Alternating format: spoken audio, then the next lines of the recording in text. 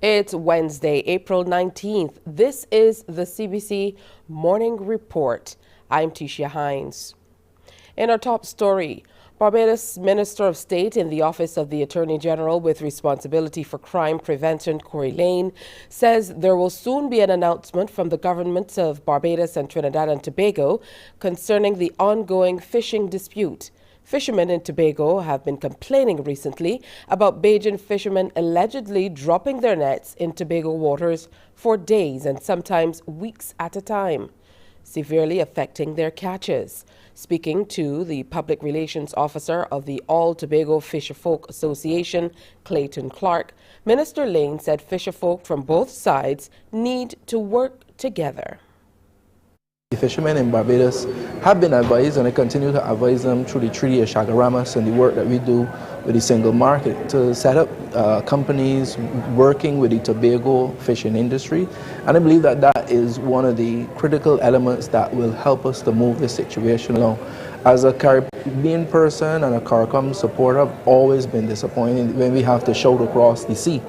I believe that we are brothers and sisters in this region, and once we continue to work together, we'll be able to put this issue behind us once and for all, in the interest of all. All right, can you say there have been talks between the Prime Minister of Trinidad and Tobago and the Barbados on the matter? I'm sure that they would have had discussions on this matter on the sidelines of this conference as we look at the symposium on crime, looking at how we could deal with this issue. But that is an issue that did come up, and they will speak more to that in the fullness of time. All right, the fishermen also see crime in the region being affecting their industry because not just climate change, the movement of, well, not movement of fish, but the whole spot could get, I don't know to say physical, but it could result in, we have been at pains to point out that we are in this together, many hands make light work, and we must have full cooperation, not only at all a government approach, but at all of society approach, because similarly the criminal justice movement has been concerned about fishing as well, because that is one of the areas that is of concern when we think about border security and the movement of goods across the region and intra and interregional movement of goods. So I believe that this is an area where the fisherfolk across the Caribbean should join forces and be part of that all of society approach. Sustainable development will be the main area of focus as the region's accountants look at the impact of their profession on areas like business industries, the service sector, and even climate change. The 40th Caribbean Accounts Conference will be hosted in Grenada from June 22nd to 24th by the Institute of Chartered Accountants of the Caribbean. President David Simpson says without proper accounting, a number of areas of the Caribbean economy and social governance would be under fire. He joins the Morning Report live to look at the areas which are of greatest concern to the profession. Good morning to you, Mr. Simpson. Good morning, Ms. Hines. How are you?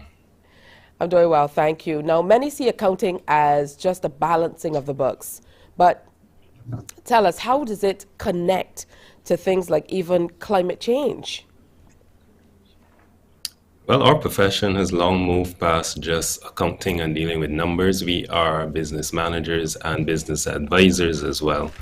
And in terms of sustainable development, we'll be looking at a range of areas which impact on us. Firstly, sustainability of our profession and how we can attract and retain young professionals.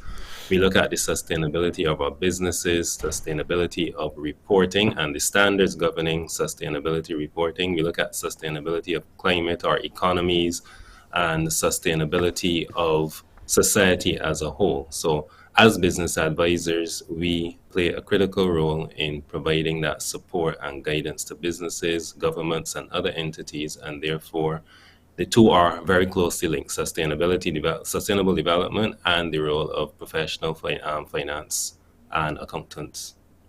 Now, what concerns does the profession have about small business development and, of course, its proper use of accounting systems?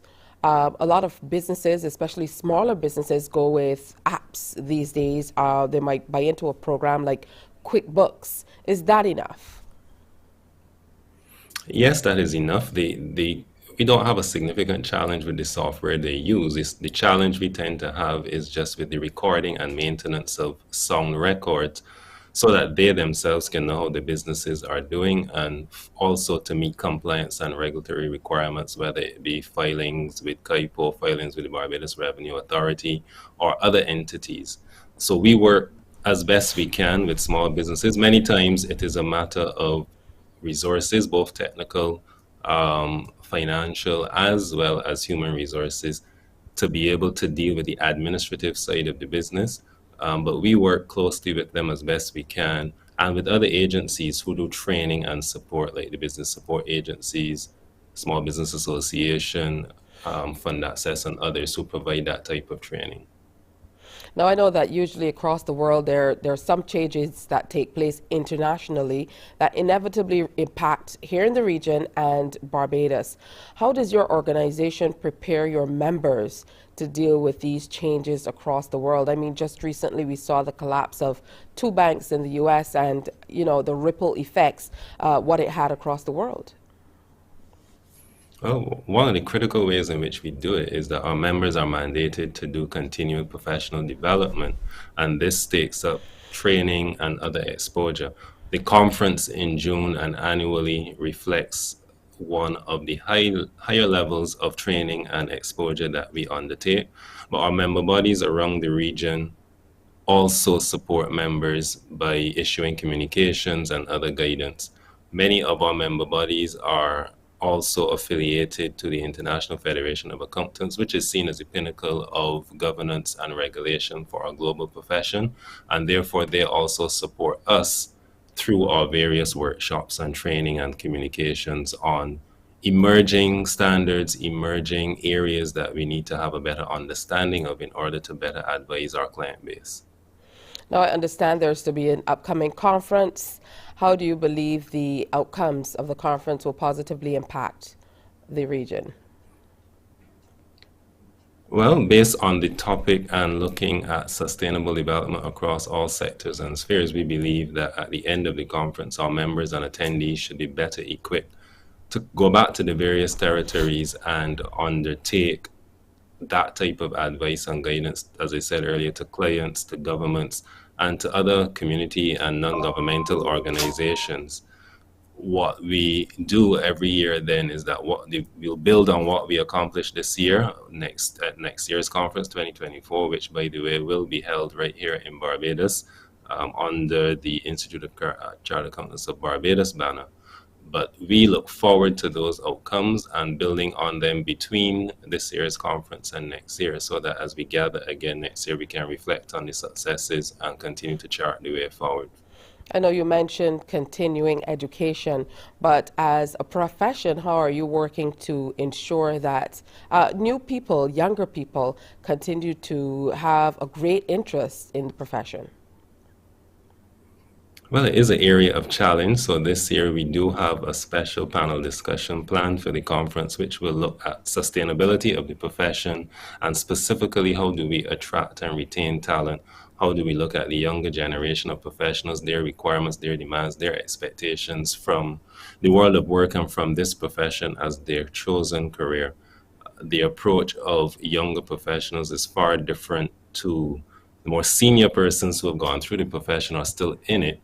And their expectations are vastly different. The conditions of work and the work-life balance that they demand are all different. So we will be inviting young professionals to join that panel and to have that discussion and share with delegates, many of whom may be their current bosses or supervisors or within the framework of the profession, to share with us how they feel about the profession, what will keep them in the profession for the next 10, 15 years, because sustainability of our profession is about who will be the accountants in the future to provide the type of advice and guidance that will be needed as the world economy, society, and business continue to change at a rapid pace. President of the Chartered Accountants of the Caribbean, David Simpson. Always good to see you, David. Have a good one, and thank you for your time. Same here. Thank you very much. All right. Well, still to come here on the Morning Report. In the U.S., another young man is killed. We'll tell you how.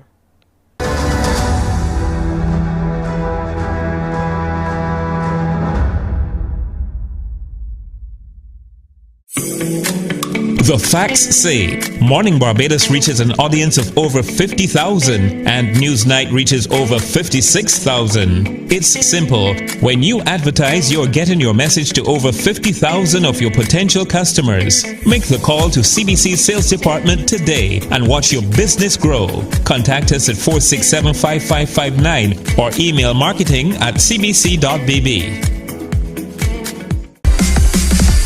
While you go about your business, we go about our business, and that is gathering the news. Stay up to date at CBC News Barbados on Facebook, Instagram and Twitter.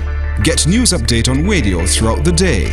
And join us for the CBC News Night at 7 every night. CBC News team is on the job and bringing you the news. There is a saying, you can find a Bajan anywhere. Are you a Bajan living abroad? Or do you know of one who has migrated to another country? Well, we at Mornin Barbados would love to have you or them on our Bajan Affair segment. Share your amazing stories, experiences, and how you have adapted to a new culture. Send us an email to morninbarbados@cbc.bb. And together we will travel the world.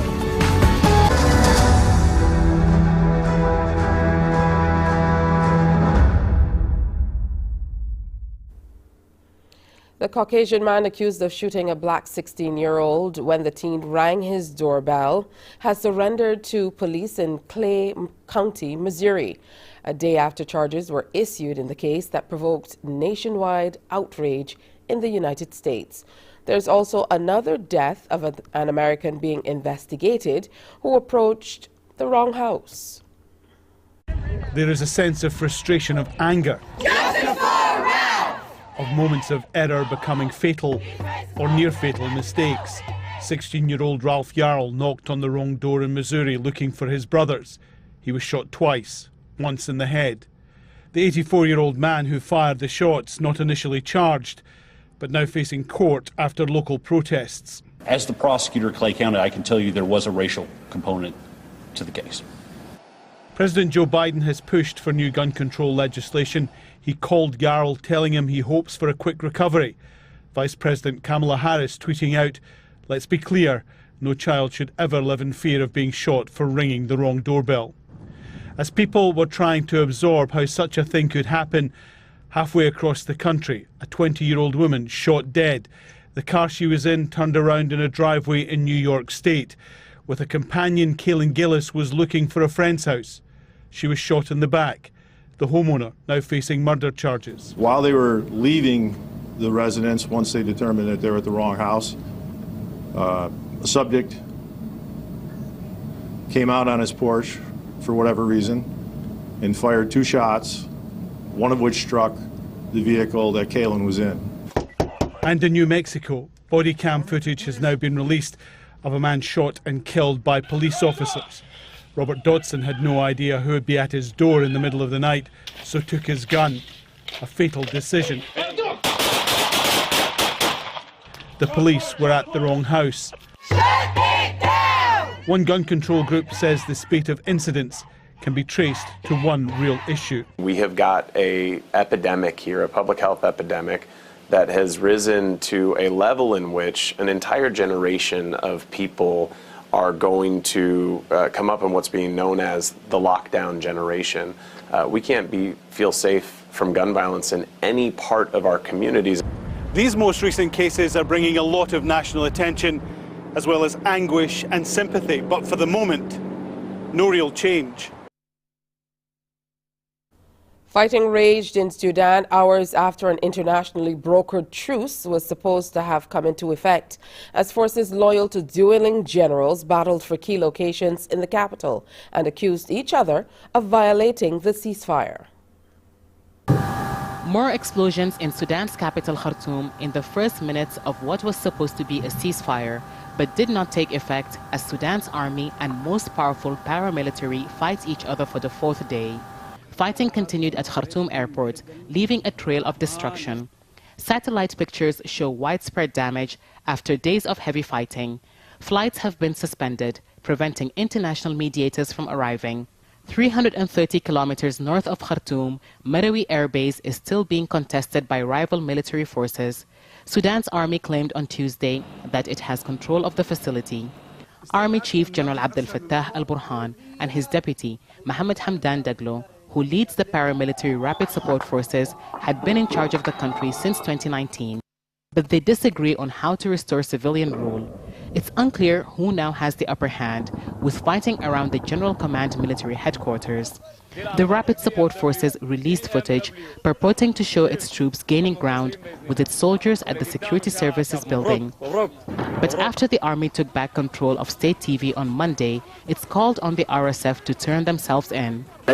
It is not in the interest of our homeland to have its own countrymen carrying arms against one another. Therefore, we call on them not to be part of this conspiracy, to lay down arms and turn themselves in, and then let's see if they will consider joining the ranks of Sudan's armed forces. Khartoum and other cities are now battlefields, with tanks rolling through the streets and dead bodies strewn across pavements. Medical staff are warning they can't reach the injured because hospitals are under attack. There's not enough medicine, food or water. With power cuts, generators are operating at critical levels. People in Khartoum had hoped the ceasefire would hold. Many have reported missing relatives and want to find them but can't because of the continuous fighting. And others say they've not been able to bury their dead. But some are venturing out to find supplies. We have bought 6 packs of noodles. 2 packs can feed 3 people for 1 meal. There is also salt and cake. The cake will expire tomorrow, so we can have it for dinner tonight. There's a global push to find diplomatic resolve. The U.S. is urging warring parties to end hostilities. I made calls to Generals Burhan and Hamedi, urging them to agree to a 24-hour ceasefire, to allow Sudanese to safely reunite with their families, and to obtain desperately needed relief supplies. For now, it's unclear if the two generals are willing to heed these requests as their capital city continues its descent into a war zone. Well, it's time now for us to tell you what's coming up in Morning Barbados. We're taking another double dose today of the next chapter as we bring on authors Jacqueline Walker, who has written A Season of Disruption. She's a Jamaican who grew up in Washington, D.C., and she's going to share her works with us, as well as Kimberly Summings, an author of His Last Wish, very interesting book, and she was born in Antigua, but she's going to be here sharing about her life as an English teacher and her love for writing. We continue today telling you all about the BCC portfolio, and we are going to be delving into the graphic design visual arts students and their display, which will be coming up from May the 12th. Also, Dr. Josel Doyle, a neonatologist and pediatrician, will be in to speak with us generally about her life, which is not a usual thing, but we're going to talk about the profession and how she's able to manage that work-life balance. And we continue to tell you all about Mom's Proud Moments, the big competition coming up for Mother's Day.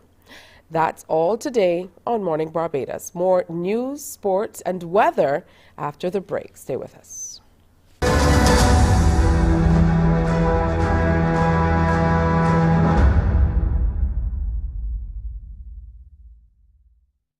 Enjoy movies, soaps, drama, comedy, inspiration, education, music, and more. You get it all when you get MCTV, because MCTV gives you more. Some ask, what makes Barbados so special? We at Mornin Barbados say it's you, our exceptional youth. You are talented, resilient, and inspirational. You are the epitome of the Barbadian spirit, testing the boundaries of your creativity. If you are an entrepreneur, artist, baker, designer, author, or have done anything you think should be highlighted, email us at morninbarbados@cbc.bb. Let us show the world our exceptional Bajan youth. Books open your heart, your mind, and your soul. They are educational, entertaining, inspiring, and motivating. Are you an author of a recent book you want to share? Then Morning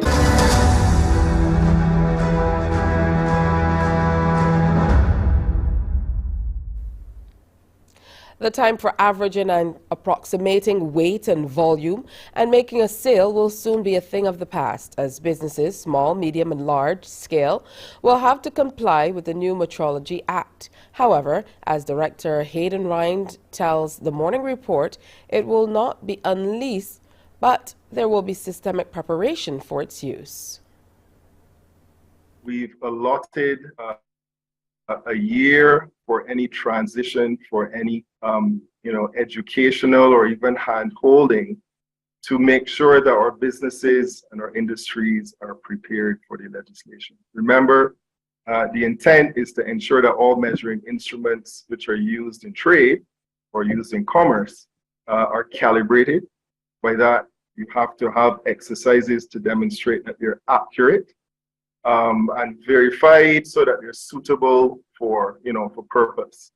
The repealing of the existing Weights and Measures Act will take place, and then there will be, the proclamation of this piece of legislation. And again, there's going to be initially a year so that any transition can be made. At present, Wendy, there's some businesses, especially the smaller ones. You may be trading, you would see a scale being used for trade, and at the bottom you would see, not for trade or not for, not for use as commerce. Unfortunately, we have situations where, and I have encountered a trader who, even before you put goods on the scale is starting at 0.5 pounds. And when asked, well, what's happening here? He said, man, that's just the scale, you're all right. So what we're doing is we're saying, look, if Barbados is really to be competitive and take quality seriously as a key strategy to be competitive, we have to look at across the board when it comes to our infrastructure. He says there needs to be a change in mindsets.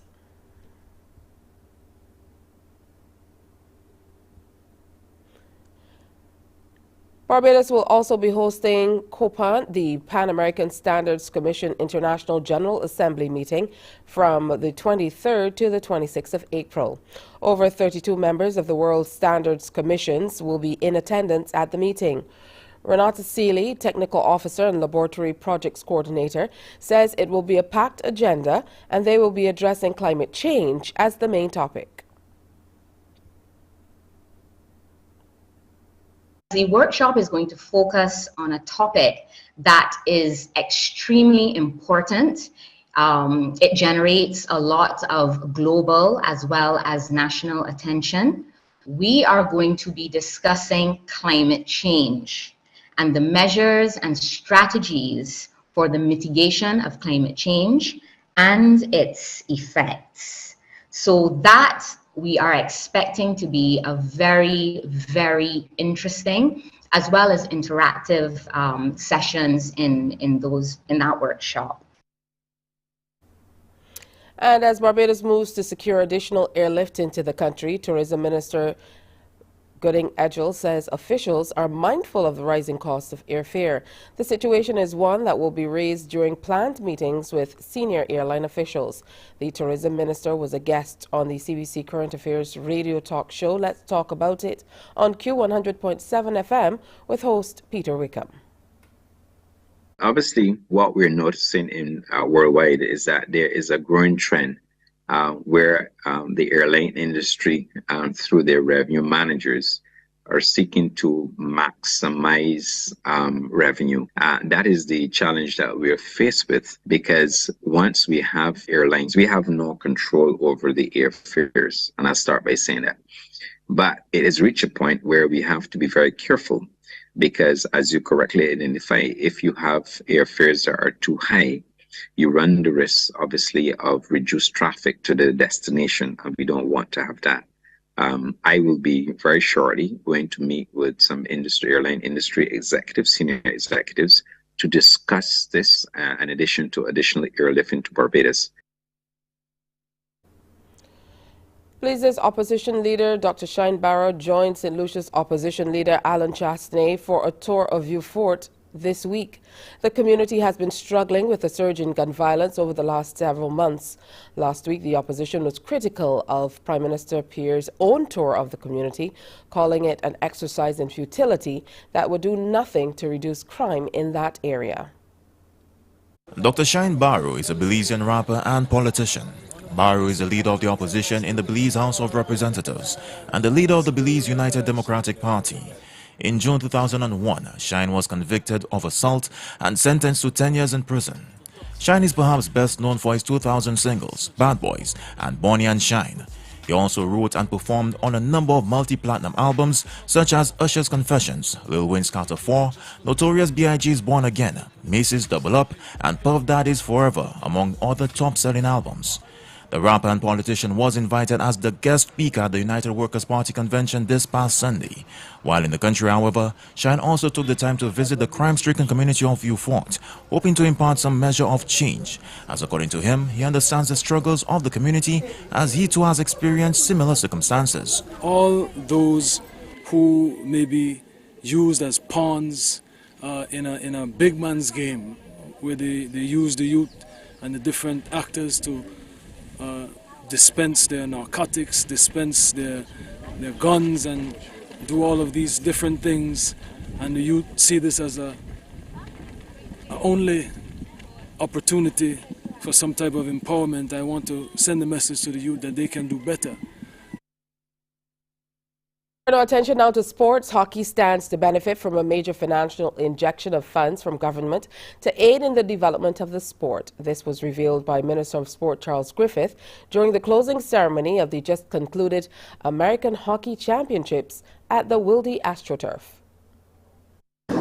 What I will commit to say to the local hockey federation today, that my government will make $20,000 in first instance available to you for developmental We are coming back from COVID, and I believe that the only way to grow the sports is to ensure that we can have hockey being played all across this country. And that is today's morning report. Our next newscast is Newsday at 12 p.m. on TV8, followed by The World at 1 via our radio network of stations on 100.7 FM, 98.1 The One, and 94.7. We will give you an update of the news, though, at 7. Before we go, let's take a look at today's weather. The barometric pressure stands at 1013 millibars. The air temperature is 25 degrees Celsius. Relative humidity stands at 79%, and the winds are blowing out of the east-northeast at that 24 kilometers per hour. Sea conditions, moderate in open water with swells peaking at 2 meters and steady. One high tide for today, this afternoon, around 18 minutes before 4, and your second low will be at 9:24 this evening. Today will be beautiful and mostly sunny. And as we move into the evening period, you can expect a mix of clear skies and clouds with a few brief isolated light showers. Here's a look at a few select cities across the world. And that's news. It's time now for Morning Barbados. Wake up, wake up, wake up, wake up. Barbados, get up. Good morning. Good morning, Barbados. Good morning. Good morning to you. Good morning. Morning, morning, morning.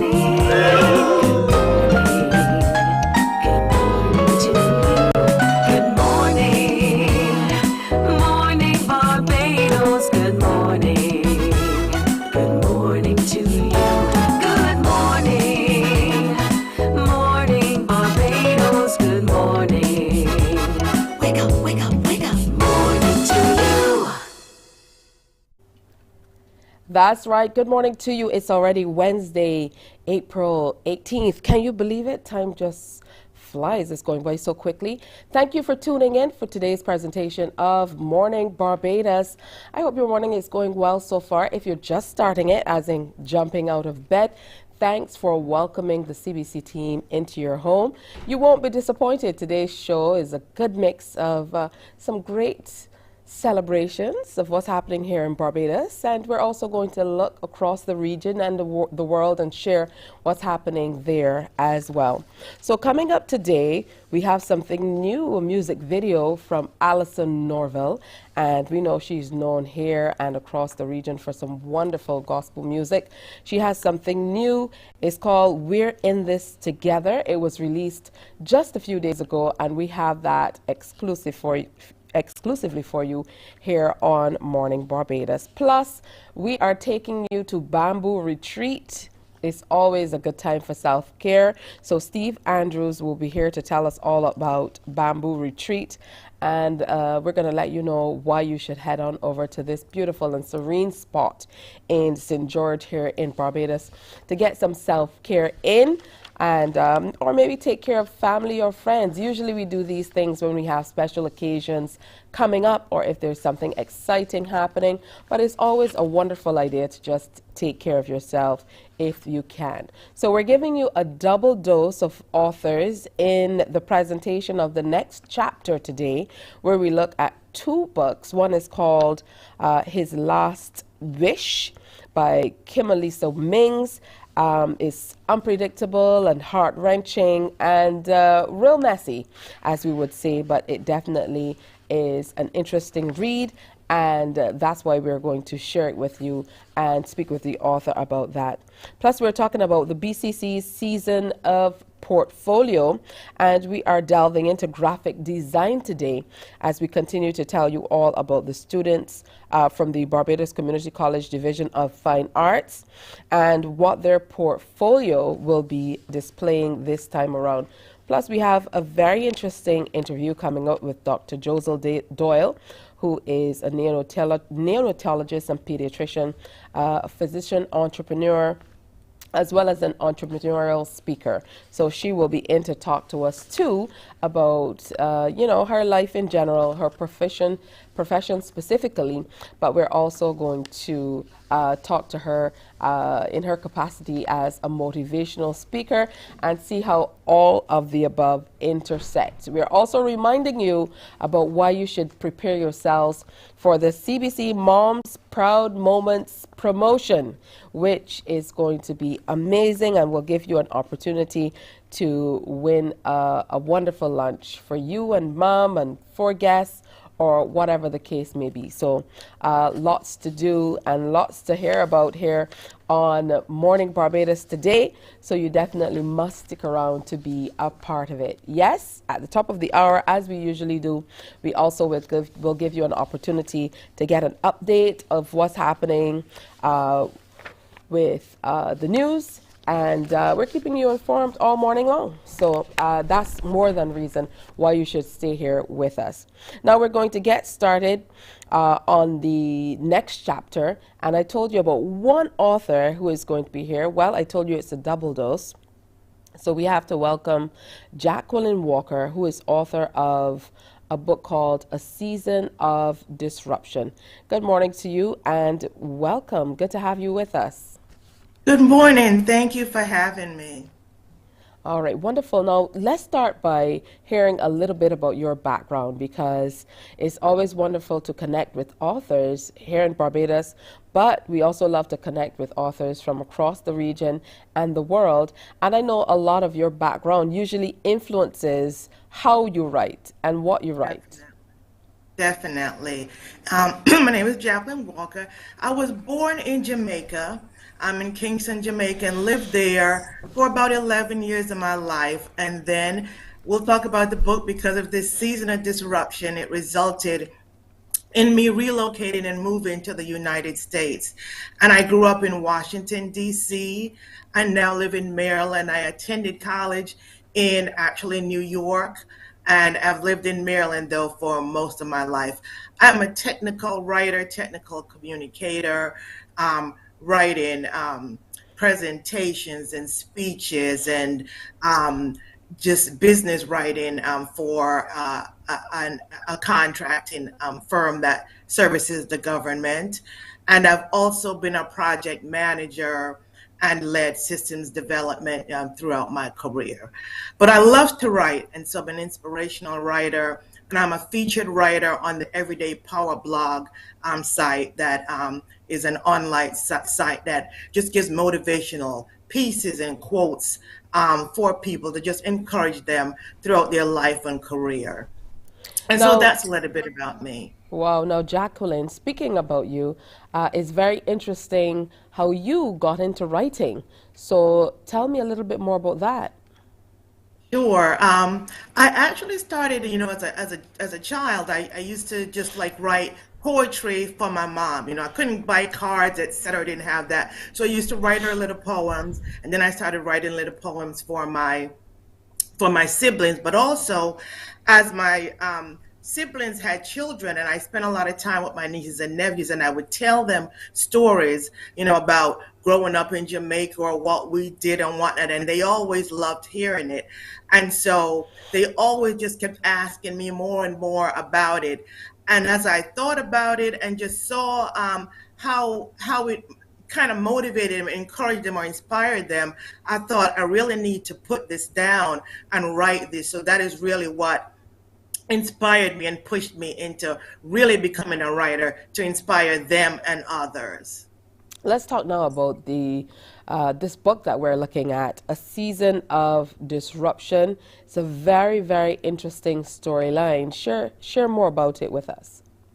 Sure, and I'll show you here. I have let's see. Yes, here's the book, A Season of Disruption, and it's a memoir. I have changed the names and some of the locations, but it is a completely true story.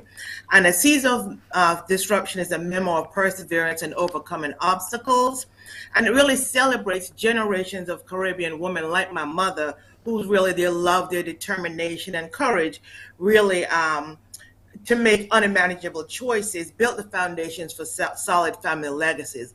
And the premise of this book really is that it tells my mother and my family's immigration story. When a disruption triggered a change, an unexpected change in our lives. When my father suddenly died, and my mother had to figure out a way for her 5 children and herself, having had been a housewife for 16 years and having had been married to a man who was 16 years older than her and was the breadwinner and took care of everything. And she had never really held a job. And now suddenly in his passing, with no resources, no insurance, no money in the bank, etc., she was left to figure out a way to survive. But she wanted not just to survive. She had dreams for us, and she wanted us to thrive. And so she made some choices, including, I'll just give you a part of it, including having to leave us and actually migrate to the U.S. without us, and having no one to take care of us, that we 5 had to live together and take care of ourselves in order to make this dream come true and get through this season of disruption to get us to where I can say to you, that today I stand where I've been to college, I have college degrees, have certifications, and I'm, a technical writer and that sort of thing. All that because of the choices that my mother made and the sacrifices that she made. And so that's what's outlined in the book, that journey of my mother, as well as the journey of myself and my brothers and sisters on a parallel track when we were separated from her, in how we too had to not just survive, but thrive through that season of disruption. Yeah, quite an amazing story. And it truly is amazing that you now are motivating a whole new generation of people based on a story that you got, a true story, but a story about your mother. You're also self-published. So tell me what it means to be self-published and why you came to this place. A lot of people think, once you want to be an author, then you have to look for some major publishing company to kind of underwrite what you're doing or get behind you for promotional purposes and so on. So tell me what it means to be self-published and what you're doing, the efforts that you're making to be able to continue to share your works. Sure. To be Publishing is a challenge and it's a lot of work, but it's gratifying because I own it all. It is my work, which I not just have the copyright to, but any marketing that's done, yes, I have to do it, but any profits that come in go directly to me and not to a publishing company.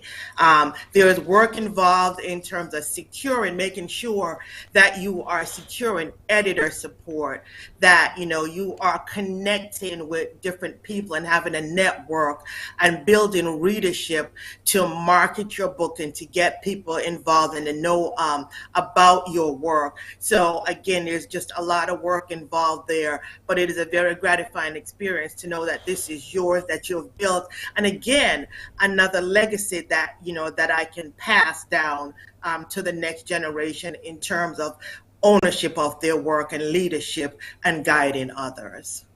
How relevant do you think this story is at this time and in the place you are? I know you said you grew up in Washington, D.C. after you migrated to the U.S. How relevant do you think this story is, and how much do you think it mimics the lives of a lot of immigrants, not only from the Caribbean, but most certainly across the world? I think it is very relevant, and that's why I said a part of this story, when people ask me about what this story is about, and I said, really, it is paying homage to generations of Caribbean women and probably other women who have migrated as well, but I focused on the Caribbean. Many Caribbean women who found themselves in similar situation. Maybe their disruption was for a different reason, but regardless, they had to find a way and make some unmanageable choices, leaving children behind, leaving parents behind, etc., taking risks. As you'll find in the book, that my mother, in migrating, it wasn't a smooth trip. She had to take some risks to, in the end, find a way to also get us here. She didn't just come here, everything was fine, she had a great visa, none of that. So there were a lot of risks involved in what she did, and a lot of women took that risk, but did it so that now they have built a legacy and a foundation for their families. And I think it's very relevant, especially today, because I think a lot of children, even the generations from my generation, they don't understand the struggles and what the sacrifices that were made to give them what they have today. And I think it's important that we don't lose sight of that, and that we share those stories, and that they understand that their hard work is involved, risk is involved, challenges are involved, but you can overcome those obstacles. Because trials are always going to come in life, but you can triumph over those challenges. And, they'll just become something in your memory that you look back on and smile and said, yes, I overcame that. So I think it is very relevant. I think now you moved on. You immigrated. You talked a little bit about, how your siblings have been able to develop in their lives and so on. But this story obviously stuck with you so much that, it came out onto the pages of this book that you've self-published. So let's talk now about, not necessarily in great detail about what happened while you were there in Jamaica and waiting to come with your mother, but let's talk about the influence of that story on you and your siblings, even as you seek to share it with the rest of the world, of course, in hopes that it inspires and motivates. Sure. The influence on us, I would say, speaking for my siblings, is that having spent that time and went through that season, know the struggles that we went through. When we came to the U.S., there were still struggles, a lot of struggles, but what it did for us was really, it really gave us support and gave us encouragement to know that having made that step past, that first step past that obstacle to be able to even get here, knowing the struggles that we went through, it kept us motivated, and so kept us going regardless of what would come in our way.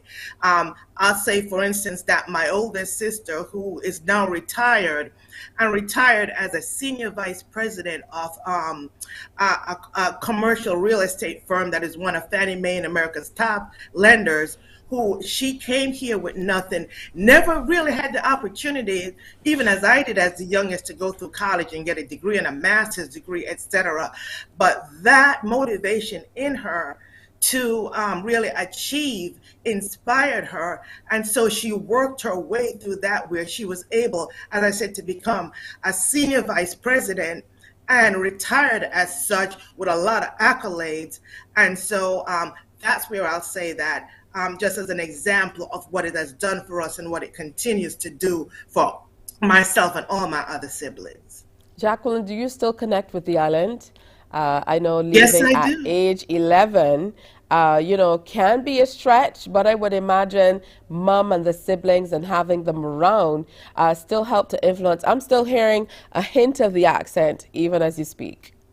Oh, I've never lost the accent. You can hear it every time. And I still have the thing with the H's and the TH's being a struggle to pronounce. And I love that. That's my legacy, so I'll never lose it. And while I haven't gone back, all the time I do go back, and I went back last year, as a matter of fact. One of my nieces got married and she had the wedding in Jamaica, and a number of us went back. So I'm still connected to people there. We went back a few years ago. One of my sisters had a big birthday, and we went back, and that was really great because we got to take 3 generations back with us, and we took a trip back to our old home where we grew up, and got them to see it and to walk through it and to see what we talked about and our old neighborhood, etc. So that was really, really great. So no, it'll never leave me. It is my legacy that will never leave me. All right, wonderful book, A Season of Disruption. It's wonderful that you've been able to share with us how this season has shaped not only your life, but your siblings' lives as well. Tell us where we can find your works. You can find my works actually on Amazon.com. It is also sold on Digital Canopy, and it is on all online retailers like Barnes and Nobles and Kobe, etc. So any online retailer, the main one being Amazon.com. You can also reach out at my website, writingsbyjackie.com, and there you'll find connections to get my book or reach out with me, especially if you want an autographed copy. You can reach out to me on my website. All right, thank you so much, author Jacqueline Walker, sharing with us this morning. A whole lot more than just an author, though, also a motivational writer and speaker, and a Caribbean woman. Thank you so much. We're going to take a break here. When we come back, we're talking self-care as we take you to Bamboo Retreat. Stay with us. Morning, morning, morning. Good morning. Good morning to you. Books open your heart, your mind, and your soul. They are educational, entertaining, inspiring, and motivating. Are you an author of a recent book you want to share? Then Mornin Barbados would love to feature your book in our The Next Chapter segment. Send us an email to morninbarbados@cbc.bb. That's morning without the G.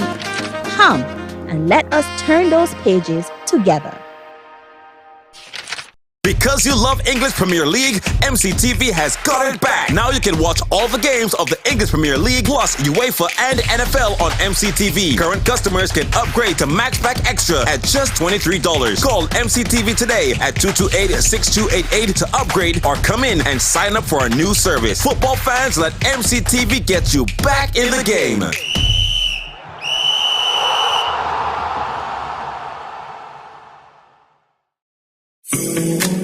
The facts say Morning Barbados reaches an audience of over 50,000 and Newsnight reaches over 56,000. It's simple. When you advertise, you're getting your message to over 50,000 of your potential customers. Make the call to CBC Sales Department today and watch your business grow. Contact us at 467-5559 or email marketing@cbc.bb. While you go about your business, we go about our business, and that is gathering the news. Stay up to date at CBC News Barbados on Facebook, Instagram, and Twitter. Get news update on radio throughout the day. And join us for the CBC Newsnight at 7 every night. CBC News team is on the job and bringing you the news. Morning, morning, morning. Good morning. Good morning to you. All right, just about 8.5 minutes now to go before the 7 o'clock hour. I think earlier I said it's Wednesday, April 18th. It's the 19th. I mean, you know, but so many people make that mistake because it often feels like one day is melting into the other day. Do you often feel like that? Yeah, I most certainly do. Most days I'm like, what day is it? And you know what that says? It says that it's time for us to get a little bit of R&R, a little bit of self-care, and there's no better place to do that than at Bamboo Retreat. Let's welcome Steve Andrews, Master Therapist at Bamboo Retreat. Good morning. Always wonderful to have you on Morning Barbados. Just looking at you, Steve, makes me feel relaxed. Good morning, Barbados. It's always a pleasure to be here. Remember, Morning Barbados. I remember I went as far back, I can't remember, about 20 years ago when we first started doing Morning Barbados. So it's like family to us. So it's always nice to be on Morning Barbados. But yes, the Bamboo Retreat, as we said, is really a product of Sudan Touch, and we have now, what do you want to call it? Moved to the Bamboo Retreat, where basically we offer basically all of the services that we used to be at Sudan Touch. The massage, the manicures, the pedicures, the facials, the body wraps, the body scrubs, the body masks. We have a sauna, we have a hot tub, and if you just want to relax, there's a pool on the facility as well. Steve, can we talk a bit about what massage can do for your health? Well, massage is one of the most powerful product or concept that you can have. When you think about the benefits of massage, I keep saying that a lot of us just go to a massage just for the good feeling factor.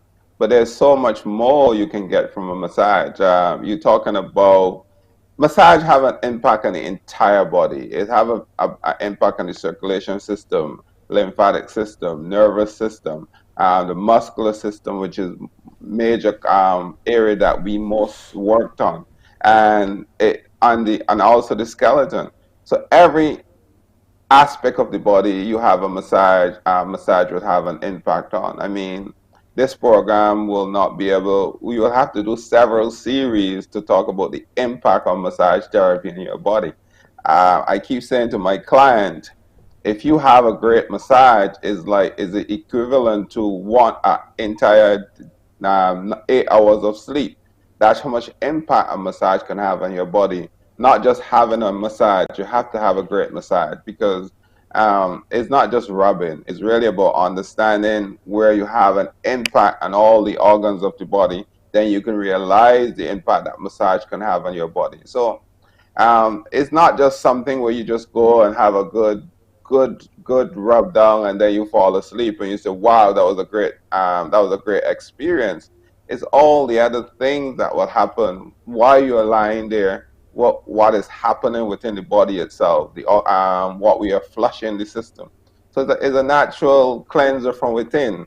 So it's so much benefit you can have from just having one massage or having several massages. In fact, I tell my client, having a massage once a month is like paying a medical insurance, a health insurance that you are getting the benefit up front. And you don't have to wait until you get sick to get the benefit. So it's really maintaining the body itself.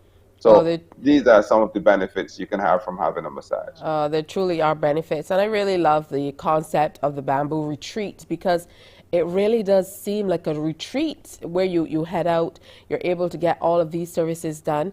And I really like that you offer the opportunity to come through for a party as well. So say, for example, you know, you're having a shower, you're getting ready for a wedding, so you're having your shower, or you're having a birthday, you want to do a little bit of a self-care and something a little different. That's also a service that you offer. Yes, we have the facility. We also have the facility as well. It's a beautiful environment that we have developed. And we do like Sparties. We call what we call Sparties, one of the most popular service we have, where small groups come out and they get access to the facilities, the saunas, the hot tub, finger food, beverages. Or we do small birthday parties. We do very small events, but also we do like small function. If you're looking for a retreat where a small group wants somewhere to come and relax, and at the same time have some services, we do that as well. Here we don't really focus on one service. We do a lot of packages. Most people come and spend a day or half a day, or just come over and spend their birthday. So we are one of those places, not where you just, and it's not just boxes that you go in. It's about 10,000 square feet of space you have to run around, and it's all for you. We can have 5 people here and you don't see each other. That's the kind. So it's really a retreat for yourself, individual retreat or a group retreat, whatever you want to think about. The new definition of self-care, a lot more people are certainly getting into taking care of themselves, but you know, this is just a great opportunity. And I know within those walls, you don't even feel like, you know, you're still in Barbados. It's so beautiful, it's so pristine, it's just gorgeous. So, you know, another opportunity to welcome people to come on out and take care of themselves and their health. So don't leave off how important self-care is in healthcare. Yes, Okay? it's Very a new mental health component. I know mental health is a big thing, but I always say that when you think about what we do, the breakthrough we get in such a short time, I mean, I have people cry on my bed, I have people laugh on my bed, I have all kind of experience on my bed because of the impact we have on some other person's body working with them. So it's really a major thing when it comes to mental health as well. All right, well, just don't take our word for it. We're going to give you an opportunity to see exactly what we're talking about right now. Thank you so much, Master Therapist Steve Andrews of Bamboo Retreat. Check it out.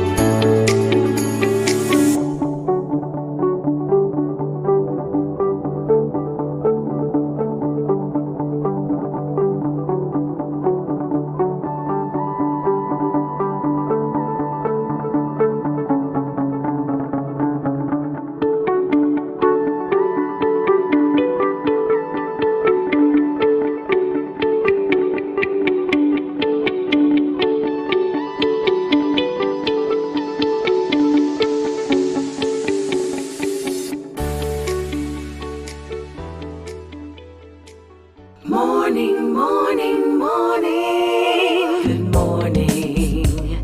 Good morning to you. While you go about your business, we go about our business, and that is gathering the news. Stay up to date at CBC News Barbados on Facebook, Instagram, and Twitter. Get news update on radio throughout the day.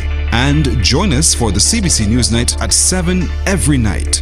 CBC News team is on the job and bringing you the news. There is a saying, you can find a Bajan anywhere. Are you a Bajan living abroad? Or do you know of one who has migrated to another country? Well, we at Mornin Barbados would love to have you or them on our Bajan Afar segment. Share your amazing stories, experiences, and how you have adapted to a new culture. Send us an email to morninbarbados@cbc.vb, and together we will travel the world.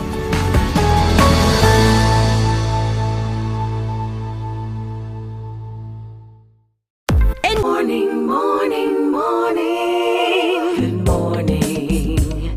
Good morning to you. Time now for an update of the news. Barbados Minister of State in the Office of the Attorney General with responsibility for crime prevention, Corey Lane, says there will soon be an announcement from the governments of Barbados and Trinidad and Tobago concerning the ongoing fishing dispute. Fishermen in Tobago have been complaining recently about Bajan fishermen allegedly dropping their nets in Tobago waters for days and sometimes weeks at a time, severely affecting their catches.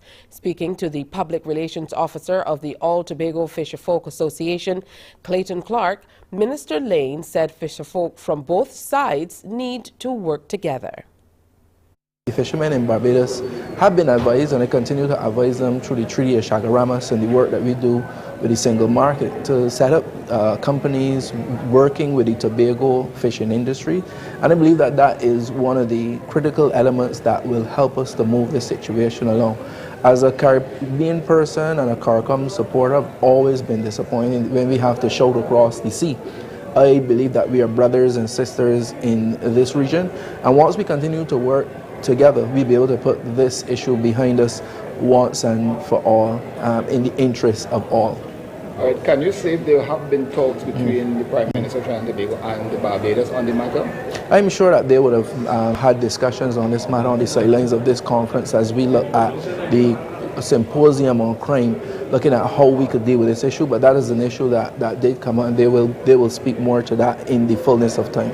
All right, the fishermen also see crime in the region being affecting their industry because not just climate change and the movement of, well, not movement of fish, but the whole spot could get, I don't know to say physical, but it could result in, I mean...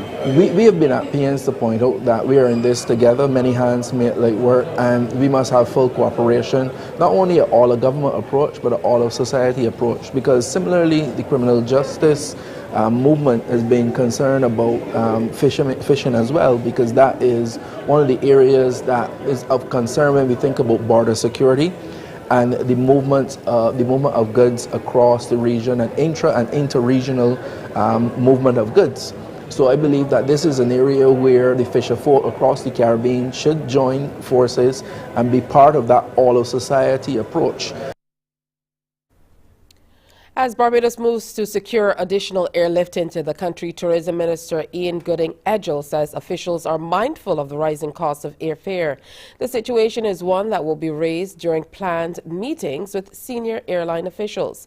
The Tourism Minister was a guest on the CBC Current Affairs radio talk show. Let's talk about it on Q100.7 FM with host Peter Wickham. Obviously, what we're noticing in worldwide is that there is a growing trend where the airline industry, through their revenue managers, are seeking to maximize revenue. That is the challenge that we're faced with, because once we have airlines, we have no control over the airfares. And I'll start by saying that. But it has reached a point where we have to be very careful, because as you correctly identify, if you have airfares that are too high, you run the risk, obviously, of reduced traffic to the destination, and we don't want to have that. I will be very shortly going to meet with some airline industry executives, senior executives, to discuss this in addition to additional airlift into Barbados. And that's it for our news updates. Our next newscast is Newsday at 12 p.m. on TV8, followed by The World at 1 via our radio network of stations, 100.7 FM, 98.1 The One, and 94.7 FM. Morning Barbados continues after this. Morning, morning, morning. Good morning. Good morning. Enjoy movies, soaps, drama, comedy, inspiration, education, music, and more. You get it all when you get MCTV, because MCTV gives you more. Some ask, what makes Barbados so special? We at Mornin Barbados say it's you, our exceptional youth. You are talented, resilient, and inspirational. You are the epitome of the Barbadian spirit, testing the boundaries of your creativity. If you are an entrepreneur, artist, baker, designer, author, or have done anything you think should be highlighted, email us at morninbarbados@cbc.bb. Let us show the world our exceptional Bajan youth. Books open your heart, your mind, and your soul. They are educational, entertaining, inspiring, and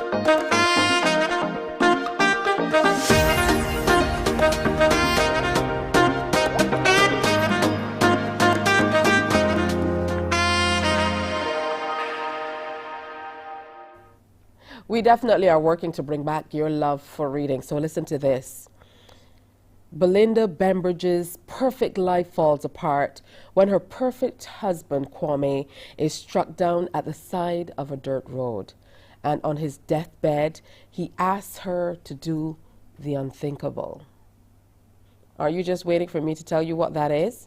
Yeah, that's what books will do to you. So let's welcome Kimolisa Mings, who is an author, as we continue with the next chapter. I was reading that like a pro, but you know, the excitement was building, definitely. So welcome to Morning Barbados. So good to have you with us. Good morning, and thank you for having me. All right, first of all, tell me what fuels your love for writing, because there must be a love of writing that you can pull together an entire book. Well, from when I was a small child, I've been reading, and from there, I started to write, and then one day I had an assignment in English class, which was to write poetry, this poem, and after my teacher, she said that it was very good. So from then on, I had started writing poetry, and that was since I was 13, so we're looking at 30 years. And around 2012, I discovered that there is self-publishing, and there seemed to be like a switch that is just like where I decided, okay, let me start writing longer fiction. So I started with a short story, and as time progressed, it just became longer and longer. So that's how I started in writing. All right, so that's something that you actively worked at, or would you say that it just came naturally? It was a natural progression to move from poetry and short poems into writing longer works? Yes, because with poetry, it was more of a thing that I do it. I didn't have to be paid every day. I was just writing. And from the longer fiction, it was just a natural progression. And it's amazing that once you decide that you're going to be doing it, more stories come to mind. So like right now, although I have a couple books out, there's like about 10 in my head, and I'm just like struggling just to get one out at a time. So did you each story, it just... Okay, did you have to advance your learning? Because I'm always very intrigued by writers being able to express themselves in the way that you do within the pages of this book, His Last Wish.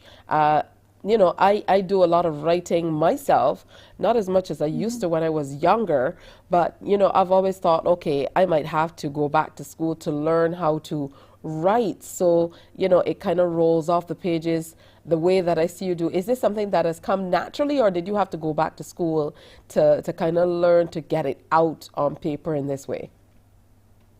Well, actually, this brings me back to actually one of the books I did read, which was Stephen King's On Writing, where it's encouraged that you read, because the more you intake in terms of just general fiction or the particular fiction that you're interested in, You learn through the pattern of other writers.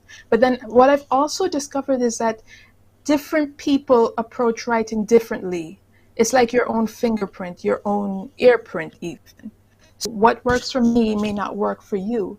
And I'm afraid of going to continued education because I want to settle in and do the work. But what I've seen for me works is like books on writing. I started writing and then I got reviews and I tweaked, or I would have taken maybe a workshop to get better. But then what I've discovered is the books on writing. There is Save the Cat. There is a book on emotional writing. So there's more and more books coming out. So you may find that you may have a problem here, and there's sure to be a book on writing. And strangely enough, there is a book by Dean Koontz on how to write a bestseller, which is now $500 because it's out of print. But then you see, he's been doing it so long that I can understand why it costs that much. All right, Kimberlisa, talk to me about your process, because you also mentioned that right now you have about 10 stories in your head circulating, just waiting to come out. So what's your process like? Once you're writing, do you need to kind of draw away and get into yourself? Do you still do your regular activities? What's your writing process like? Or does it differ as you write different things at different times? Well, and that's why I kind of like is that I'm ever growing.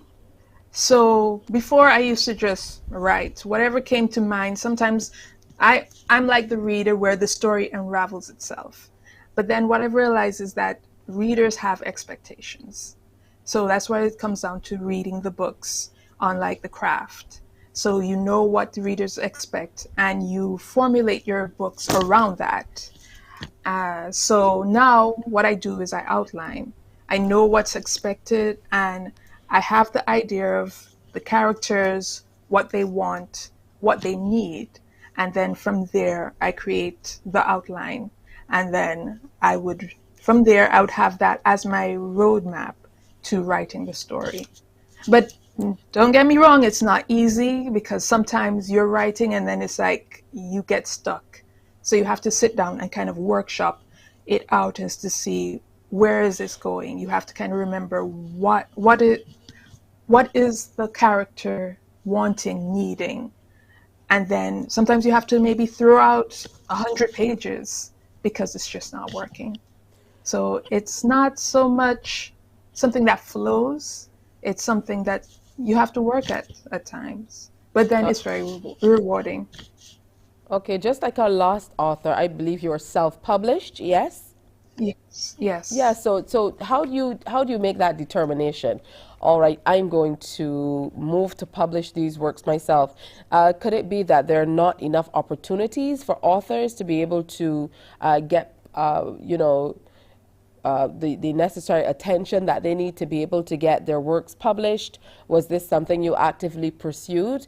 And then after it, made a decision, okay, I'm going to have to get this out myself. What was that process like? Well, when I started, and as I mentioned before, with the poetry, I was just doing it. I was just writing it. And I have no great ambitions of being traditionally published at the time when I started. I just wanted to put the works out. And as I would say 10 years ago, it became apparent that you could do it. There was Kindle. There was Smashwords at the time. And that's how I came into it, whereas Smashwords is a ebook platform where you can publish as well as sell your books through Smashwords as well as through different ebook sellers like Apple Books and Kobo and Barnes and Nobles. But then I transitioned to Amazon, which has a bigger marketplace. So personally, to be frank, between the two of us, I'm a wuss, and I didn't really believe in my work enough to say approach a traditional publishing. but I believe in time I would like to do so and more focus on a romance imprint than, say, just general fiction. Well, that's what But I then, was as I about to said, ask. everybody. Yeah, well, that's what I was about to ask you because, as they were scrolling down, I saw some muscles on the covers of some of Oh, those yeah. pages, and I was thinking, ooh, this is a lot of romance. So, you just said it. That's something that I guess you prefer to write. Very, very interesting. So talk to us about your body of works quickly, even though we took a look briefly at His Last Wish, which is one of your books, I would imagine the latest one. But talk Yeah. to us about your body of work generally. Well, initially, I had started writing in the genre Black women, white women, BWM romance, but then it started to feel a little uncomfortable. And a friend did turn to me and she asked why I didn't write in the Caribbean. So I decided, okay, let me do that. And actually, I had written a detective mystery in the Caribbean, and I found it quite fun, because I didn't want to use my island so much, but I would like to use references to it. So the more I wrote in the Caribbean, the more I enjoyed it. And it was kind of nice to see things I know and to have mentalities that I can relate to. So that's where I started. And then I had done the prequel to His Last Wish which was The Pleasure Is Mine. And from there, I decided to write short stories. So that are under the banner of Kinky Caribbean. So there are, as the name kind of implies. All right, let's So, close out in talking about this one, His Last Wish.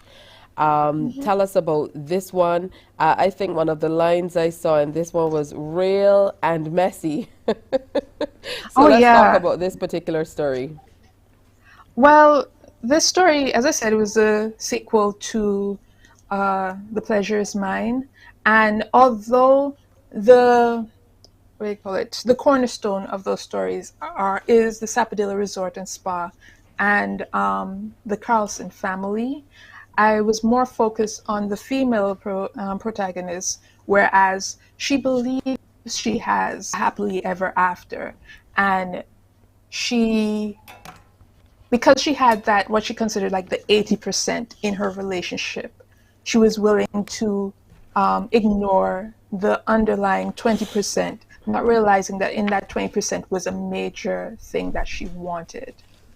And the one thing that her perfect husband, was denying her. But strangely enough, this is the reason that he ends up dying. And in her granting her his last wish, she almost granting his final wish, she realized that there was more to him than she realized. And that's where the story kind of unravels, where it's also her discovering who he is and why he did it, as well as forgiving and moving on and embracing what she really wants in a relationship and in her happily ever after. Wow, definitely provocative, if not only under the theme Kinky Caribbean with Oh all yeah, that was K's fun. and the Sapodilla Resort and Spa. Yes. Hey, well, thank you for sharing with us this morning. I would Thank you for encourage having me. anyone to check your books out. Thank you. It's called His Last Wish, and that is, of course, your last presentation. So thank you so much. We'll continue to follow you online. Thank you. All right, author Kimberlisa Mings sharing in the next chapter. When we come back, we're going to get to know somebody a little more personally. And guess what? It's a lady. She's here. Stay with us.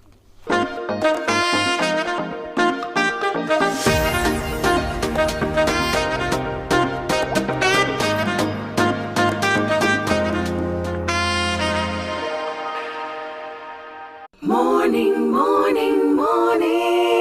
Good morning. Good morning to you. Books open your heart, your mind, and your soul. They are educational, entertaining, inspiring, and motivating. Are you an author of a recent book you want to share? Then Mornin Barbados would love to feature your book in our The Next Chapter segment. Send us an email to morninbarbados@cbc.bb. That's morning without the G. Come and let us turn those pages together. Because you love English Premier League, MCTV has got it back. Now you can watch all the games of the English Premier League plus UEFA and NFL on MCTV. Current customers can upgrade to Max Pack Extra at just $23. Call MCTV today at 228-6288 to upgrade or come in and sign up for a new service. Football fans, let MCTV get you back in the game.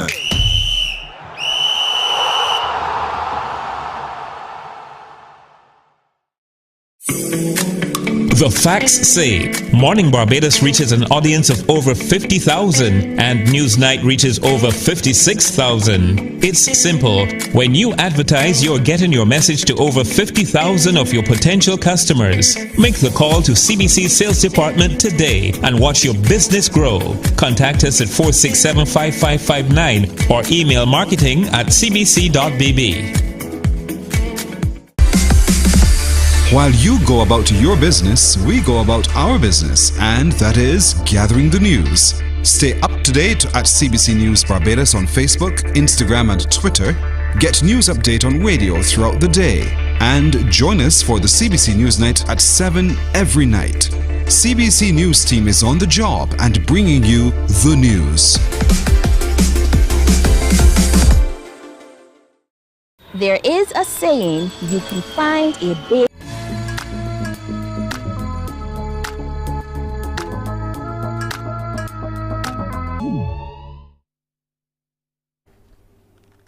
All right, so we've invited a wonderful lady to share with us this morning.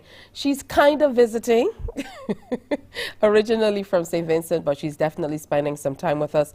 Dr. Josel Doyle, welcome to Morning Barbados. You. It's good to have you here and to talk a little bit about you and your life and all that you've been doing. And here in Barbados, we don't usually hear doctors talking about themselves as entrepreneurs. So that's very, very interesting for me, first of all. So let's talk about your life as a neonatologist and pediatrician. You also say that you're a physician entrepreneur. So make the link for us. All right. So I would say I start from humble beginnings. From the age of 5, I got pretty obsessed with my birth story. So my birth story was always told that I came into this world 4 months early. And the expectation back then, that's almost 40 years ago, I was not supposed to survive. Outside of the fact that I was born so early, I also had significant challenges of failure to thrive while in the NICU. And to the point where they basically told my mom back then that because I wasn't expected to survive, the reality is I would have never been able to go home. But my mom was so driven, and she decided that if it was God's fate for me not to be here, she would prefer taking me home. And if things are not meant to be, then so be it. But it's almost 40 years later, I'm here. And from the age of 5, I told my mom, my parents at the time, that I wanted to give back what I was given. And I fell in love with my pediatrician then, which was a beautiful Indian lady that has blessed so many lives. And that really became my goal, and that became my driving force of wanting to become a neonatologist. But in my journey of being a neonatologist, I also realized all the challenges that I was about to face. But I got really driven in believing who I knew God destined me to be. But I'm thankful that I had parents that believed in my dream, that supported my dream, and that helped me to be able to put that trust into what I believe was possible. Let's talk a little bit more about that journey from the place where you recognize I want to help people to the place where you started your journey to become a physician. What was that like, first of all, as a Caribbean woman? And second of all, as just a woman generally, because we know there is a massive distinction here in the Caribbean, if only shaped by our cultural norms and values, sometimes even just the way we think. You started by telling us about humble beginnings. A lot of the times we are limited by even that thinking. So put that in perspective for us. Oh, yes. Well, I would say my limiting belief was non-existent, because one of the things I always give attribute to my mom is that she always instilled in me that and I could do anything that I wanted to do. And she always instilled in me that I was beautiful, that I was capable. So thankful for her daily affirmations and for showing up as the strong, independent woman, mother, and wife and sister became my embodiment. That became my consistent example of why I wanted to show up. So having her being that living embodiment of that helped me to be able to not only pursue my dream, but the reality is being black, being female, being a foreign medical graduate, and being an immigrant were all the 4 strikes that were basically against me when I decided to pursue a life of medicine. One of the things, especially for our Caribbean upbringing, we were always told the importance of being a mother, being a wife. And I remember early on when I really wanted to pursue this, one of the things everybody said is that I couldn't do it. I couldn't be a mother, wife, and be a physician. And at that point in time, I made up my mind that I was okay if I wasn't able to be the wife, I wasn't able to be the mother, that I knew my purpose was to first show up as a physician. And honestly, that truly became my drive. But the challenges that we face in medicine, a lot of people don't talk about. And it's one of the reasons why I love sharing my story.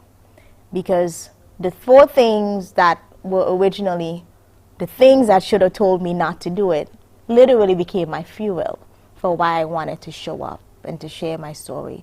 But more so also recognizing that we are our biggest limiting factor. What we believe and what our goals are is all up to us. But it's also trusting what, was placed on our hearts. And for me, I knew from the age of 5 who I was destined to be. I just had to trust that and truly plug into that source that placed it on my heart and stay driven for it. Well, we know that based on your story, you were destined for greatness against the odds from day one, coming into this world 4 months early and sticking around to tell this tale is, just an amazing feat in and of itself. Now, you told us that you've always felt from the age of 5 this overwhelming need to help people. And this is being carried on through your philanthropic efforts as well, under the Jade's Purpose, your CEO and founder of this consultancy service of sorts. Talk to me more about that and the part that plays in your role as a physician, because we know a lot of the times when people look to doctors, particularly when you're dealing with children, they expect something different of you. But then when you include philanthropy, it will call for you sharing in different and sometimes even more discerning ways. So talk to us about striking the balance with the two. Oh, you know what? This has truly been the biggest blessing for me, is creating that balance. Because I could say honestly, before I started this, I was always driven about just being the physician. But also remembering that that 5-year-old girl also had a bigger dream that extended beyond just neonatology. And that was truly to be able, when I talk about that give back, it doesn't just mean being able to help babies to survive, it was also being able to build a village that they needed and to be able to also provide the resources that they were going to need. And as obviously being a West Indian, I realized one of the biggest challenges that we actually have is the resources. And for me, when I also decided to be a physician, my goal was always to go back home and to be able to do it. But the reality was I also needed the skills and the experience. So that meant that I needed to gain the training. And obviously being in that kind of setting, you truly get to see the challenges. And one of the things that I learned, that unless you build on that basic foundation that you need, it makes it difficult to be able to do the grand things that we want to. And for me, it was truly finding out who I was. It was truly making the effort to realize that balance that I needed to show required me first loving myself, but also remembering who my source and my provider was. And in doing so, it truly unlocked what my dreamer was. Because I think being in medicine, we're so used to always giving to others that we forget the importance of giving to ourselves. And that was one of the things that I had to remind myself, that the reality is if I don't pour into myself, then I don't have anything to be able to pour into all those that I'm meant to bless. And it really started my journey of intentionally taking time to pour into myself, but also remembering that my overflow is meant to bless everybody else. And that's where J Purpose comes in, because I want to be able to give my give back in such a way that it's not just monetary, but being able to show up in person. Because I do believe our lives are not only meant to be a testament, but it's truly supposed to, for me, is giving God the glory for where He's brought me from and all of the things that I've gone through. But it's also being reminded the importance of we're all meant to be a village. We're meant to be a community. And it's not always about ourselves, but being able to give that give back to those that need it. And for me, being able to come back to the Caribbean, being able to not only share my skills and experience, but also to inspire other little girls like myself, who when I was that 5-year-old and I looked up at my pediatrician, knowing that I could now inspire others that it is possible. So it doesn't matter if you're from the Caribbean, whether you're from the States, it all starts with believing in yourself and trusting in that and staying committed to your dream. Wonderful. A lot of people, and you hinted at this, a little more than hinted at it, a lot of people seem to think as women of color or as professional women, you cannot have it all. You were talking about your drive to be a physician kind of superseding that need to be a wife and mother, which a lot of pressure is often added. I know in the Caribbean, in other parts of the world too, it feels as though people say, when are you, as long as a woman reaches a certain age is okay, so when are you going to fulfill your life's purpose, which is to procreate? And once you have one, they say one child isn't a child, you have to have more. And then all of a sudden, if you're doing well in your profession, but it is, why don't you have a man in your life? So talk to us about striking that balance for you, where you've been happy in your life choices, and what that has done to bring you to this place. So honestly, I think one of the biggest things is your mindset. So unfortunately, because of what we were always taught, you really have to unlearn a lot of the things that you were taught. Except we can't unlearn them. Well, for me, it was intentionally wanting to unlearn it, because I realized being a mother, being a wife, are usually just titles. At the end of the day, if you don't love yourself enough, if you don't decide to trust and believe in who you are, it makes it really difficult for you to fill all these other roles that you're responsible for, right? And for me, I realized, especially with this recent journey, was that the reality is I was trying to check off a checklist instead of truly showing up as who I was meant to be. I don't want to just show up as a mom because that's the expectation.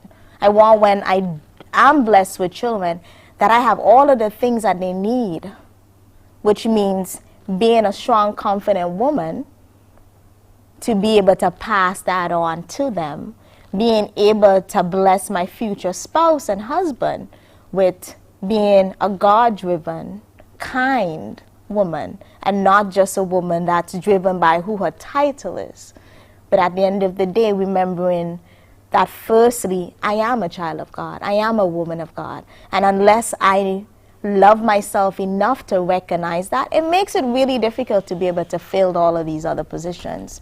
And for me, I like to say that at the end of the day, if I'm meant to be a mother, if I'm meant to be a wife, that falling in love with me and falling in love with being so consumed with that agape love of God is going to be able to bless and enrich all these other titles that if it's meant for me, that I will be able to do. Oh, it's meant for you. And all of that you're having, so make sure you come back and update us. Wonderful speaking with you. And it's great that you've been so candid with us. Dr. Joseph Doyle, neonatologist and pediatrician, physician, entrepreneur, and inspirational speaker. Certainly hope that she has given a few of our little viewers and even a few older ones a little bit of inspiration this morning as she has shared her life journey so far. We're going to take a break, and when we come back, we are talking about portfolio from the Barbados Community College. Do stay with us. Morning, morning, morning. Good morning. Good morning to you. There is a saying, you can find a Bajan anywhere. Are you a Bajan living abroad? Or do you know of one who has migrated to another country? Well, we at Mornin Barbados would love to have you or them on our Bajan Afar segment. Share your amazing stories, experiences, and how you have adapted to a new culture. Send us an email to morninbarbados@cbc.bb, and together we will travel the world.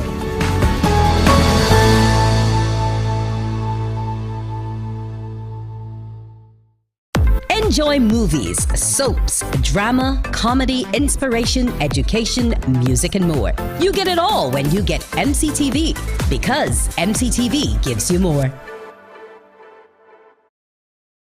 Some ask, what makes Barbados so special? We at Mornin Barbados say it's you, our exceptional youth. You are talented, resilient, and inspirational. You are the epitome of the Barbadian spirit, testing the boundaries of your creativity. If you are an entrepreneur, artist, baker, designer, author, or have done anything you think should be highlighted, email us at morninbarbados@cbc.bb. Let us show the world our exceptional Bajan youth. Books open your heart, your mind, and your soul. They are educational, entertaining, inspiring, and motivating. Are you an author of a recent book you want to share? Then Mornin Barbados would love to feature your book in our The Next Chapter segment. Send us an email to morninbarbados@cbc.bb. That's morning without the G. Come and let us turn those pages together. Because you love English Premier League, MCTV has got it back. Now you can watch all the games of the English Premier League plus UEFA and NFL on MCTV. Current customers can upgrade to Maxback Extra at just $23. Call MCTV today at 228-6288 to upgrade, or come in and sign up. Morning, morning, morning. Good morning. Good morning to you. Just 20 minutes to go until 8 o'clock, 20 minutes to go before the 8 o'clock hour. Thank you for joining us for another presentation of Morning Barbados. So we've been telling you all week long about the Barbados Community College and their amazing portfolio season, which is upon us. We started with music, we had dance yesterday, and we just could not leave out graphic arts. So let's go right ahead and welcome Program Coordinator for Graphic Arts at BCC, Alan Lowe. We also have students of the Studio Art Program there at BCC, Evan McDonald and Tayshawn Clark. Good morning. Good morning. Good morning. All right. Good morning, Barbie. Good to have you guys with us. Let's start with you, Mr. Lowe. I have to call you Mr. Lowe because you're a teacher. You know, that's how it goes. Let's start with you, Mr. Lowe. Talk to me about the program, and I'm interested in finding out how you felt coming into the program and where you are now as a teacher of the program. Okay. Guess somebody might have given you some background. Yeah, so the program is now 25 years. This is the 25th portfolio that we're going to be doing. So 25 years. I think we need to start off with that. And I think for many of the tutors, including myself, who are past graduates, it is something in terms of it's a sense of pride, you know, to be able to give back, to be able to come back and help upcoming designers and other creatives to be able to come into the industry, to be able to build the industry and to make the impact, I think is a great one on the business and industry landscape of Barbados. So yeah, it is a sense of pride to be able to come back and really kind of give back to Barbados in our own way. Talk to me about what the program is like before we get into talking to the students. I'm told it's pretty intense. Yeah, so it's a 3-year program. And in that program, there's a lot of stuff that we cover. So the technical areas is vast. We do video, we do layout, we do typography, we do photography, we do aspects of illustration. There's a lot of there's some motion. There's motion as well as like it's video, and there are aspects of animation that may happen. It is not an animation course, however.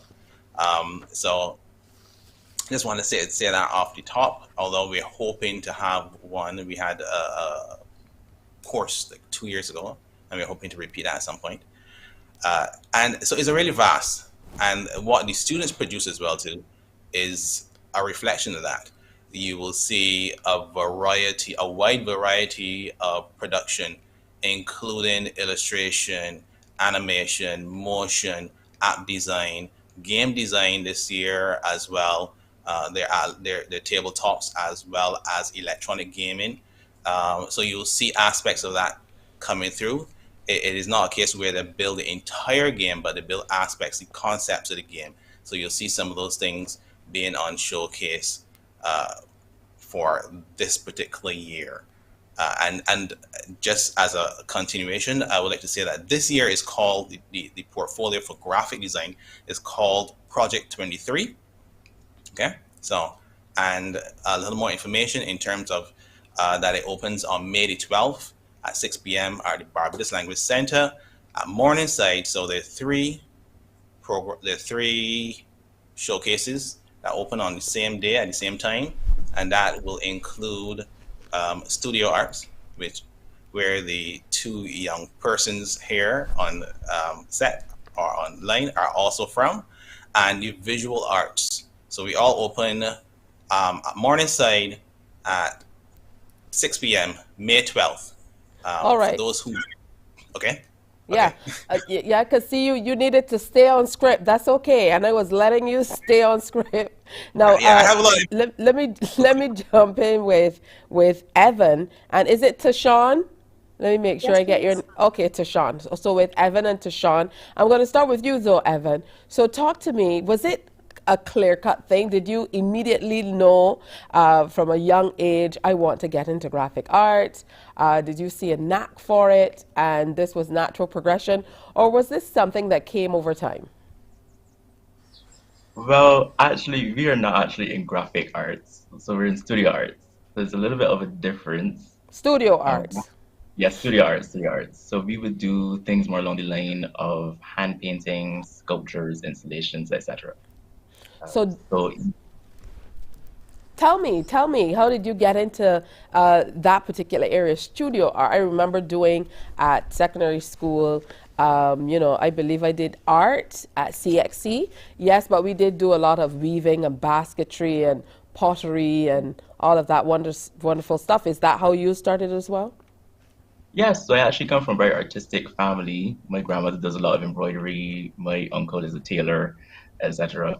And I started making artwork since I was about 3. So it just felt like a natural progression. So the goal has just been to keep going to see how much more art I can make, really. All right. What about you, Tashawn? Tell us about Um, your foray into studio art. okay, so my story is similar to Evan's. My family is very creative, and at a very young age, I also started creating stuff out of stuff around the house or what my mother would consider garbage.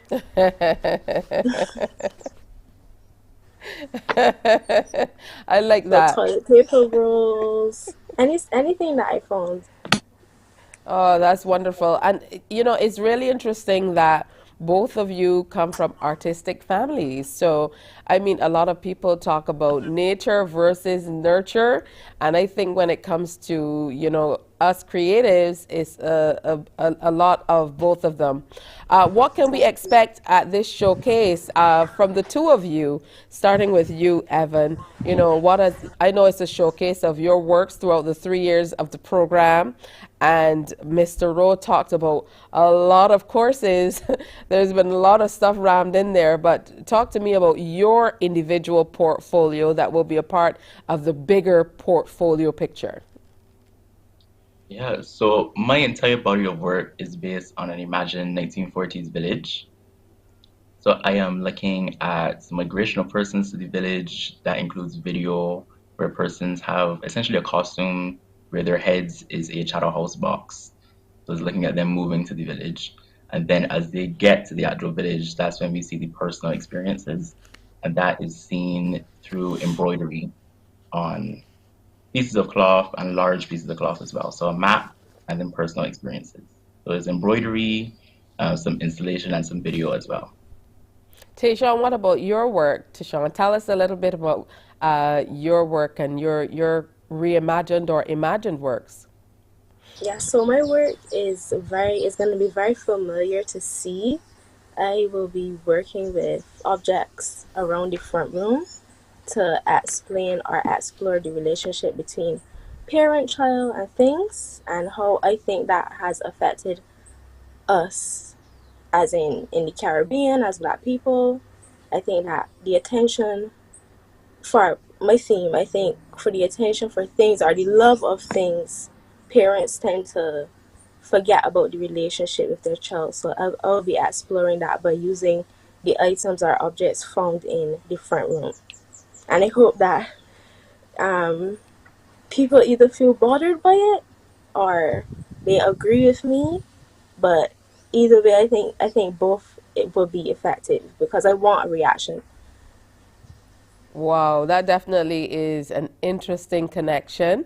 Really makes me think, and it definitely is some food for thought. Mr. Lowe, what are your expectations of this particular portfolio, Portfolio 23? Yeah, Project 23. This is the 25th portfolio, but Project 23. Project 23. It's going to be, it's going to be an exciting one. We have a tradition, or there's a trend of exciting and inspirational showcases, and I don't think that this one will be any different. This one will continue that trend. I think it's going to be an exciting display, and like I said, I mentioned some of the stuff that you'll see because of the breadth of exposure that the students will get. So things like illustration, package design. There's going to be some game design, promotional design, motion and animation, branding. So it's going to be an exciting show. All right, and we definitely are looking forward to it. Now, you started going into the dates and times and so on. So I know you're going to start with music, then into dance, and then you follow after that. So talk to me about the timeline. In regards, so we are approximately, I think, a week after. We open like a week after. Music is, I think, like the 28th. Not remembering exactly all of my dates, but for our portfolio, for all the portfolios, dance is usually within a day or two. I think I have to look back at the flyers, and we open on the 12th. like I said earlier, we open on the 12th. There are 3 portfolios that will open all together, and these are the visual portfolios. So it will include the BFA in Studio Arts. Like I said earlier, this is where Evan and Tashana are from. There will be a visual arts, which is the associate degree called Genesis, and as well, the last one, Project 23, which will be located in the Barbados Language Center this year. So we are at Mornin site as well, but we're going to be in the Barbados Language Center on the ground floor. So it's Mornin site, and this is kind of a little bit of a spread this year, but in the general area, so within a stone's throw, literally within a stone's throw from each other. Art can be such an individual thing. As we get ready to wrap up, what's it like for you as, program coordinator, consulting with so many different people about their individual expressions of various topics and things? It must be quite challenging at times, but I would imagine very rewarding. Yes, sure. It is usually the fun part is the development part. So the building of the idea, the getting in there and the solving the problems. That's really the fun part. There's obviously, as the coordinator, there's a lot of administrative duties as well too, that sometimes interrupt that. But I have a cadre of seasoned tutors who have a lot of experience in design and in the range of design, as well as other areas that support and complement the degree. So we don't only just do aspects of design, but there's serious writing aspects. There's a theory paper, as well as we do creative writing as part of the program. So it is a well-rounded program, and there's a lot of stuff. It already contains a lot of stuff. So there's a lot of exposure for these students. And Studio is similar in some of its range. All right, so Tashawn, as we close out, tell us why we should come out and support you and your fellow students for this particular presentation.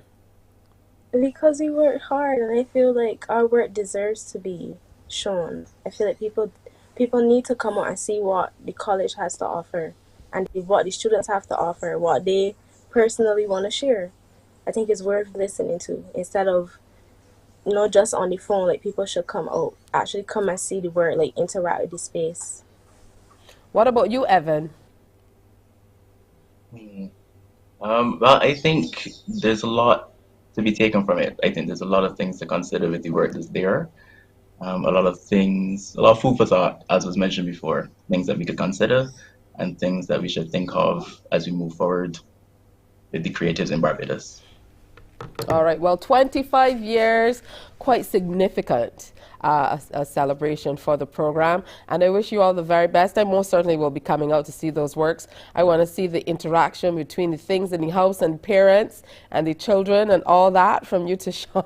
So I'm looking forward to that, and I'm going to look forward to seeing your work too, Evan. Thank you so much, Mr. Alan Lowe, coordinator of the Graphic Arts Program, Evan McDonald, and to Sean Clark, both students of the Studio Art Program at the Barbados Community College, sharing with us about BCC's season portfolio, in 2023, and it's number 25. Have a fantastic day.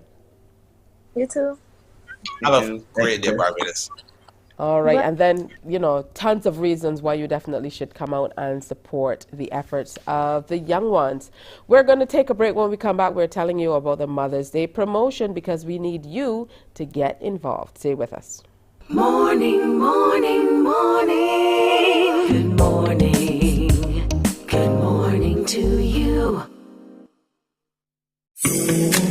The facts say Morning Barbados reaches an audience of over 50,000 and Newsnight reaches over 56,000. It's simple. When you advertise, you're getting your message to over 50,000 of your potential customers. Make the call to CBC Sales Department today and watch your business grow.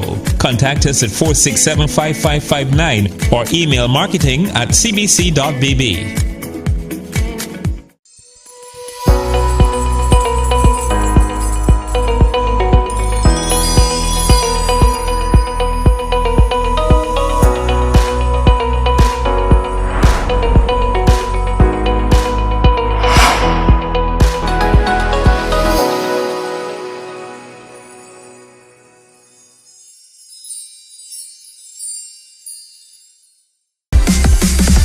While you go about your business, we go about our business, and that is gathering the news. Stay up to date at CBC News Barbados on Facebook, Instagram, and Twitter. Get news update on radio. Morning, morning, morning. Good morning. Good morning to you. Lunch for Mom +4 at Courtyard by Marriott Hotel on Mother's Day. That is the prize if you get involved and win the CBC and Morning Barbados Mom's Proud Moment promotion. Now, all you have to do, we've been telling you all about it, is share a video of your most proud moment or your proudest moment. And videos can be as little as 60 seconds or as much as 90 seconds. So a minute to a minute and a half. And you go ahead and you share with us those proud moments. We're going to put it up on our social media pages and get some friends to come on in and like and vote. And of course, you must do the same. So you get your friends and family in there. Who knows, you just might have to promise them that they're going to be on the list to accompany you if you win. To that lunch for Mom and 4 at Courtyard by Marriott Hotel on Mother's Day. I think that will be a fantastic way to spend your day. So submission dates, April 21st to 25th. So right now you should be getting into that mode, getting them ready, looking through whether you have to look through albums or whether you have to, look through the virtual albums, so physical or virtual albums, to pull that information. And it need not only come from Mom, it can absolutely come from a child. So if you want to celebrate your mom as well, this is a wonderful way to do that. Granny, I know there are loads of wonderful aunties out there who take care of us. They're guardians, they're teachers, who, they just pour a great deal into their students. So we're talking about moms, but there are a lot of people who also pour into children or younger people, or you might be older and remember somebody who has poured into you. Just share that and make sure you are part of that. Now, the voting period is May 2nd to 5th, so you want to make sure you get your entries in. We're going to announce the winner on May 9th. We've also extended the deadline for the Big Bajan Bake Off, so you now have until Sunday to get those entries in. However, the new season will be starting this coming Friday. All right, so coming up tomorrow on Morning Barbados. Can you believe it's already Thursday? My, how time is going by. Riches, Carib Voice Challenge, and Fashion Show. Sounds intriguing, yes. We're going to tell you more about that. Plus, we go back to BCC's portfolio. This time around, we're talking visual arts. So this and a whole lot more is coming up tomorrow on that edition of Morning Barbados. So on behalf of the entire crew, I want to thank you for spending the last 2 hours with us, and we certainly look forward to spending time with you tomorrow. Remember, you can reach us at morningbarbados@cbc.bb. On behalf of the entire team, have a great day today, and remember to wear your smile. See you tomorrow. Bye-bye. Wake up, wake up, wake up, wake up. Barbados, get up. Good morning.